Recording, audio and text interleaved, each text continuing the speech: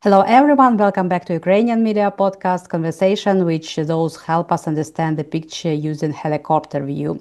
I'm Olena Solodovnikova, and today I'm excited to be joined by Yaroslav Romanchuk, famous Ukrainian and Belarusian economist. Hello, Yaroslav. A very good day. Glory Ukraine, glory freedom. Yep. Yaroslav, given this opportunity, I'd like to start with economics of war. And there are predictions of a possible new offensive from Belarus territory. It's been widely discussed on the foreign media especially, and the main source of concern is Russian attempts to get Belarus involved in direct conflict. And we should take an account that this is not the first time when we talk about the deployment of forces on Belarus border during the last 5 years. So, how do you consider the likelihood of an offensive from the Belarusian territory into Ukraine? First of all, let's acknowledge that Belarus is a part of the aggressor bloc of countries. It's a part of the axis of evil. So Lukashenko has been taking part in the aggression against Ukraine for over 4 years. So his involvement is not with the military because he understands that the military would be the situation when he'll be hit back by the military of Belarus and society, though the society doesn't have much to say in Belarus. But Belarus and Lukashenko lost the independence and the ability to judge and to make decisions in such issues long time ago. It's under Russia's siege and occupation, so Lukashenko is a puppet of the Kremlin, so whatever he says doesn't make any difference. If the Kremlin decides that something should be done, it will do that. And Lukashenko, either he would be put at the wall and he will accept any situation, or he will be dead. So in this case, of course, Lukashenko personally and his family is not interested in any military activities against Ukraine because he realized that it will turn like 99% of his troops into cannon fodder. But Putin doesn't care. Putin doesn't care whether he would be willing, he would kill another 1 million Russians or 500,000 Belarusians. So for him, that's all about this genocidal attempt to destroy Ukraine and to destroy anything that stands on his way to controlling our country and controlling, in fact, Europe. But this is a naive question. Why is the war with Ukraine economically unprofitable for Belarus? Because it should start the war production of war plants and so on. Lukashenko is the son of a bitch that makes much money on the war that Russia is waging against Ukraine. If you compare numbers, 2021, GDP is like under $65 billion. In 2025, it hit $92 billion mark, and for the first time in history, it is over $10,000 per capita. So it is destruction, it is pain, it is the war with all the consequences, with the Holodomor and other very bad things. But for Lukashenko, he makes money on export, on military equipment, on export and supplying Russian with food, with all the military components. And he definitely is one of the most sophisticated smugglers in Europe. So all that adds to the wealth of Lukashenko family. And on the one hand, he understands that he makes much money on that and he wants the war to go on. But on the other hand, he realizes that, and in this case, he is not a blindsided idiot. He believes that he sees that Ukraine is taking an initiative in the war, and it definitely is much closer to winning the war than in any time in the last 4.5 years. So he believed that if that happens, he should have some, safe ground to justify his actions after Ukraine beats Russia. So it's like a two-edged sword, and he believed that on the one hand he can use one edge, and in some situations the other edge. Yes, and again, what are the odds that the attack from Belarus will take place via the Suwałki Corridor? I remind that it's a territory between Poland and Lithuania and connects Belarus with Kaliningrad Oblast of the Russian Federation. Well, odds are that probably, like, we are not fortune tellers, we are not tarot forecasters. So there's a kind of, let it for ministers and other VIPs in politics decide, taking into consideration these points of view. But right now, no matter what Russia and Belarus attack Suwałki Corridor, the Baltic states and Poland, now we see that we have a very good, strong coalition of Scandinavian countries, Baltic states, Poland, and Ukraine, which definitely is part of that coalition, though it's not formalized in a proper way. But we believe that Finland and Sweden and Denmark, they understand quite well the dangers.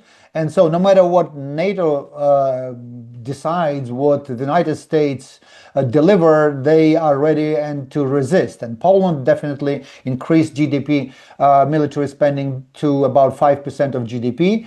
So, of course, with our expertise, our military capacity and knowledge how to resist Russians and their resources, even if Russia and Belarus attack this corridor, that will be the very fast beginning of the end of the Russian Empire. And finally, Europe definitely will join Ukraine in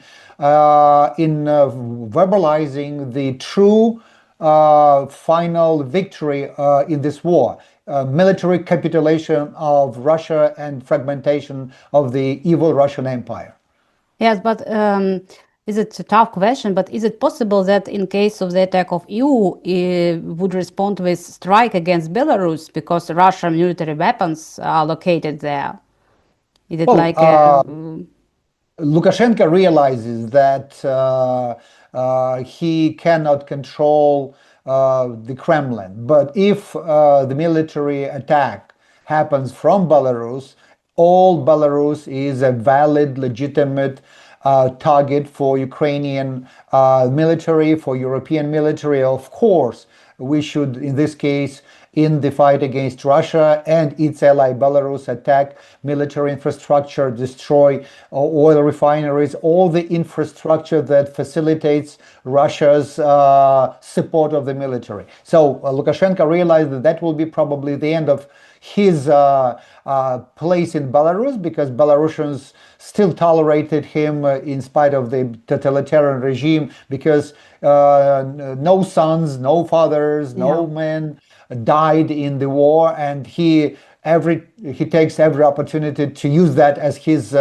achievement. But if things get worse, if things change, definitely that will be the end of Lukashenko's support from inside the country, and that will be again a new stage of the war, where we definitely should consider Belarus as a hostile territory that should be freed from the Lukashenko regime and for Russian influence. But what's your opinion? Does Lukashenko realize that he could lose power inside the country as a result of open aggression from his side? I mean that military dodgers from Belarus who don't want to be involved in the processes of war, from soldiers and so on. Well, soldiers, generals, whoever, they don't have a say in anything. So they're like puppets, like cannon fodder for Lukashenko. And even, as you know, I'm sure that soft power and spies of the Kremlin are everywhere in Lukashenko's surroundings. So if Lukashenko does not deliver what Kremlin wants and Putin wants, he will be there, he will eat a poisonous mushroom, or he would be stifled somewhere next to his bed, and that was it. That will be it. We have, I think, most of the generals, KGB, special intelligence, they all had education in Moscow, so I'm sure that they're somehow connected. If you remember what happened to our military and special intelligence in Ukraine before 2014, many, unfortunately, generals, heads of force structures had Russian passports. That was part of the subversive operations Russia conducted against Ukraine. So imagine that about 30 years of so-called Union state and Russia very close involvement in Belarus, controlling oil, energy, financial sector, military, and of course they have a lot of people who can substitute Lukashenko. Yeah, so the spread of Russia is everywhere, like a Kremlin spread. But how do you explain Macron's call to Lukashenko? Does it mean that Lukashenko is still considered as an independent political figure, not rather than Putin's puppet? For him personally. It's very difficult to follow Macron's logic. So it can be any personal reason or any political reason, PR reason. Of course, France and most of European countries lost the ability to be of any authority to Lukashenko and to Putin, especially in the situation when they, 4 years into the wild-scale war, they still haven't approved like land lease agreement or increased tremendously military support. They have not joined the war. They still are undecided what to do with NATO. They so many things to do to deliver from Europe, and they have not delivered it because they still believe that Russia and sometimes Lukashenko can be a partner for negotiations. The only place where these subjects, these comrades can be negotiated or listened to is in The Hague or Mariupol or any place we choose for the court for the war criminals after we win. That's it. So Macron or Merz or whoever else, if they still believe that they can talk to Lukashenko, get some information to Putin, they've been missing the whole point, and they show that they're still infantile and inadequate, gullible in this situation. Yes, exactly. But actually, the new wave of legitimizing Lukashenko in the high level began with negotiation between the US and him, which had led to the release of political prisoners. But prisoners swept led to the easing up the sanctions against Belarus potash plants, two Belarusian banks, and the Ministry of Finance. Could you elaborate what the regime had received in terms as a result of lifting of sanctions? How does it work now for them? Well, definitely when Lithuania and other countries introduced fertilizer ban on exports through Lithuanian and Latvian ports, that was very painful because Lukashenko, in fact, just lost billions of dollars of revenues and profit. That is really painful for him, for his family, not so much for Belarus. So these are two different things. And in this situation, Americans, we definitely hail freeing political prisoners. Some of them were heroes, and Belarusian prisoners are places of torture. We should understand that. And I wonder why it happened so late. But definitely that's American efforts we should welcome. At the same time, we should remember that over 4,000 political prisoners are still in prisons, and it's up to Lukashenko. He turned them into like bargaining chips. So so he sells like slaves, and the Lukashenko sells political prisoners and as slaves. Bargaining kind of foreign policy that the current American administration has been pursuing can be short-term effective in a way, right? So we have people who are out of prison, but at the same time we have new political prisoners, we have old political prisoners who are still there. So it's more like a introduction to a bigger play. And the bigger play is that Lukashenko can get much more from this trade than the United States. The United States definitely has been a strong supporter of human rights, of democracy. Right now, things changed, and right now we talk about fertilizers, about supplying additional fertilizer to American farmers, about UN that supports so-called agriculture food security, which should we consider that as a success if we support a totalitarian regime that is part of the war against Ukraine? Definitely not. So this Witkov-Kushner type of policy definitely is demoralizing. It breaks unity of transatlantic unity. And well, even if Lukashenko gets what he wants, he gets some United States, they get to exit of or export of Belarusian fertilizer through Klaipeda port, other ports.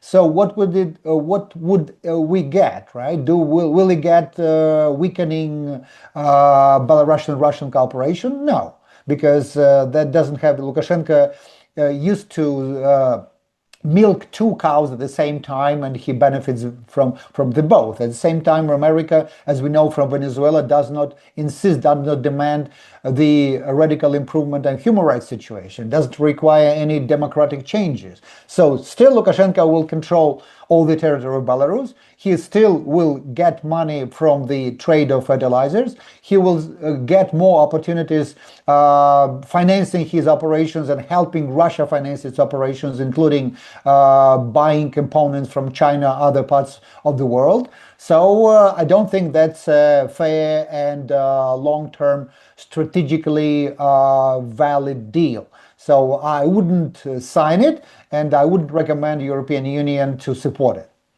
Yes, you every time headline that is profitable only for regime, but had it improved a little bit lives of ordinary people in Belarus, this lifting of sanctions? Lukashenko and his family or clan and the people are two different worlds.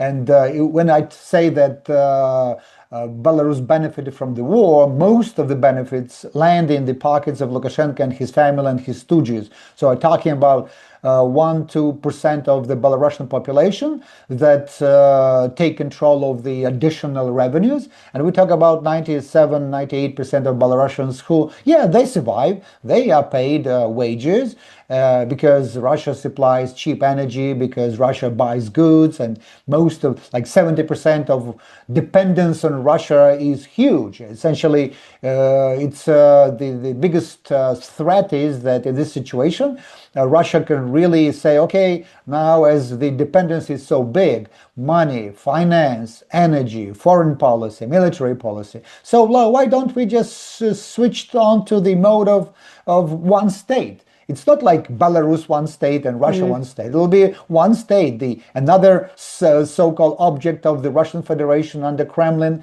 And Lukashenko realizes that that could be the only way for him to survive. And the open question is whether he would bargain, he would trade independence of Belarus for his and his children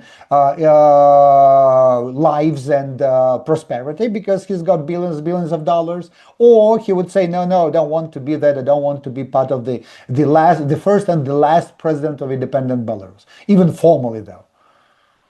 Yes, unfortunately. And my last question was about the history, that many years ago Lukashenko was playing the role of pseudo-liberal president who listened to others. He would publicly give you the floor at open meetings, personally for you. Could you recall that advice, what has given him?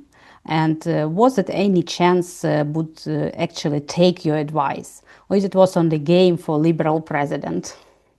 Please don't call him liberal, don't call him pro-liberal. Yeah, I know, no, because it wanted to be like that. Yeah, well, that was a game, and for Western audience, I mean. I talked to him publicly on 2 occasions, and definitely I was surprised. And I think that at that point, when his economy suffered from over-regulation, over too much state planning, he was kind of open to the new ideas, and he believed that he could not get those ideas from the government. So he invited me as president of a think tank, and I openly said that I wanted Belarus to acquire or to embrace more economic freedom, private property protection, good business climate reforms. And in 2010s, he delivered on business climate reform. So Belarus was at one point doing business 129th, and then it moved almost to top 40 of the countries. So bureaucracy-wise, he did that because he believed that that's his approach. For him, Belarus is his serfdom, is his Sherwood Forest. That's my territory, my land, my swamp, as you know from Shrek, right? And he doesn't want anybody to do any bad. So that's why he fights corruption. He doesn't want to eliminate sources of corruption, but he fights corruption because his idea is that how you bastards, you want to steal from me. And of course, it all boils down to making democratic reforms, to sharing power, to decentralize decision making. And Lukashenko definitely didn't want to do that. And of course, step by step, he moved in the opposite direction because he preferred the interest of his clan, of his family, to the interest of the country. And it's like in the same manner. You remember the first 5-7 years of Putin, when Putin invited Andrei Nikolaevich Larionov to be his advisor, and they launched very good systemic free market reforms that were not supported by so-called systemic liberals, including Gaidar, including Kudrin, including Gref or Chubais. Those were people who were like technocrats working for oligarchs. But Putin wanted, and that's his goal, right, to acquire capacity to get resources to then invade Ukraine and then enslave Ukraine and go further to Europe. That was his goal. And in order to do that, he definitely used the best advice he got. Likewise, Lukashenko. It wasn't for the sake of getting freedom or getting prosperity for the people. He just wanted to strengthen his own power through economic and social benefits. Some of his moves were quite okay.